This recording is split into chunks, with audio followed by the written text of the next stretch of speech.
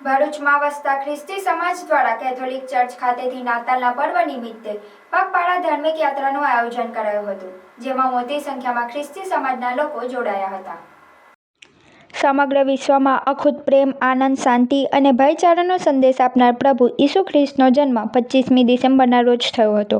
તેમની યાદમાં સમગ્ર વિશ્વમાં 25મી ડિસેમ્બરને ક્રિસમસ તરીકે ઉજવવામાં આવે છે. આ દિવસની ઉજવણીના ભાગરૂપે 21મી ડિસેમ્બરના રોજ પ્રેમ અને શાંતિનો સંદેશ આપવા માટે કેથોલિક ચર્ચ દ્વારા શહેરમાં એક પગપાળા ધાર્મિક યાત્રાનું આયોજન કરવામાં આવ્યું હતું.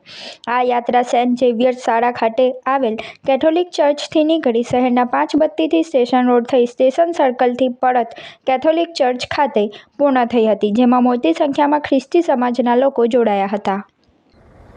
ભરૂચ શહેરના સૌ ભક્તો, ભાઈઓ, બહેનો અને વિશેષ રીતે બાળ મિત્રોને નાતાલનો સંદેશ, નાતાલની શુભેચ્છાઓ લઈને અમે આ જીવન ગબાનની યાત્રા લઈને આવી રહ્યા છીએ અથવા ફરવાના છીએ.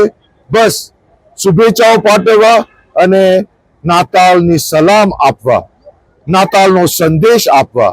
અને નાતાલનો સંદેશ એટલે બાળ ઈસુનો જન્મદિવસ.